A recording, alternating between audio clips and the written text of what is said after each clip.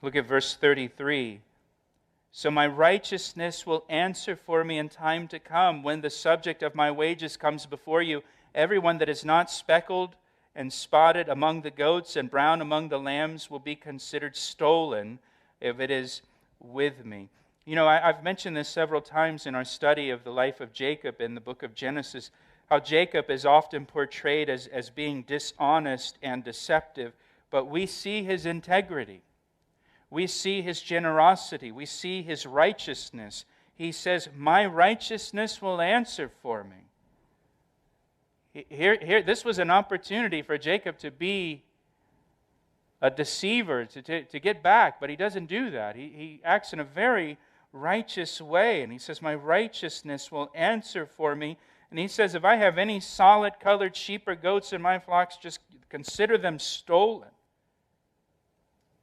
I just want the unwanted sheep, the unwanted goats. And so verse 34, Laban said, oh, that it were according to your word. Laban says, of course I can agree to this. And so, here's the deal. Jacob keeps working for him, and Laban gets to have all the superior, solid-colored sheep and goats that are born, and Jacob gets all of the inferior, speckled and spotted sheep and goats that are born. I mean, Laban couldn't ask for better terms in this agreement. So he says, let it be according to your word. You got a deal, sucker. But then watch what Laban does next. Verse 35. Now, you got to really pay attention to understand what's happening now. So that's Laban removed that day the male goats that were speckled and spotted, all the female goats that were speckled and spotted, every one that had some white in it, and all the brown ones among the lambs, and he gave them into the hand of his sons.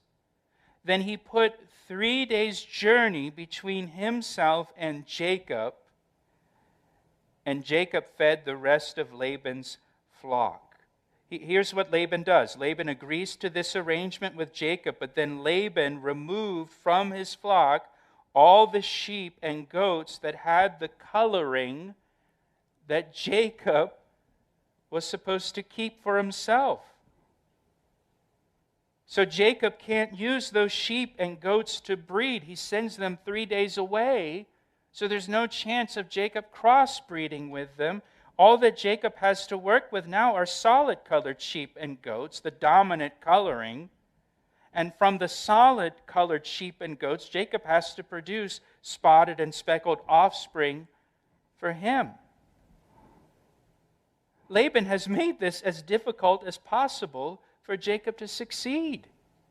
He makes this agreement, but then he takes all the speckled and spotted sheep and goats away and just leaves Jacob with the solid-colored sheep and goats. Man, that son of a gun. Laban knows that he is prosperous because of Jacob. He knows that. Jacob was very generous and gracious with Laban in this arrangement, and Laban responds by taking advantage of Jacob's generosity and leaving him with nothing to work with. And maybe you've experienced that. Maybe you've shown someone generosity and kindness and forgiveness, and they respond by mistreating you. They respond by taking advantage of you and ripping you off again and leaving you with nothing, and you feel so burned by it. After what you just did, you just made this wonderful gesture, and this is how they respond. Jesus understands what that's like. Jesus, remember, was betrayed by a close friend, Judas. And Jesus, as Judas comes to betray Jesus, Jesus calls him friend. Jesus says to Judas, friend, why have you come? And remember, Judas betrays Jesus with a kiss, and Jesus said, do you betray me with a kiss?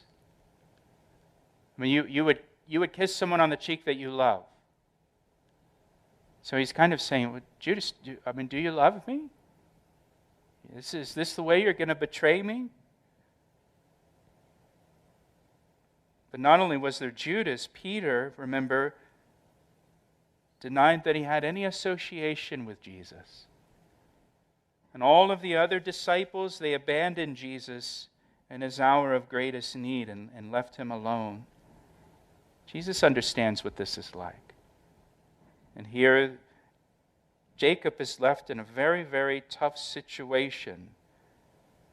After making this agreement with Laban, he's left in a very tough situation. You know, our God is really, really good at overcoming really tough situations. Even situations that seem impossible to us or that look hopeless to us, as this situation is for Jacob. Our God is really good at those kinds of situations and turning them around for good. Jesus overcame death, right? He overcame the grave. When Jesus was crucified and buried, it looked pretty hopeless, but then on the third day, he rose again from the dead. So not even the grave was too difficult for Jesus to overcome. The Bible tells us that the same power that raised Jesus from the grave is working in us and working in our lives, that resurrection power. And God can overcome impossible, hopeless situations. Jeremiah chapter 32, verse 27, "Behold, I am the Lord, the God of all flesh. Is there anything too hard for me?" And the answer is no. There's nothing too hard for our God. With God, all things are possible.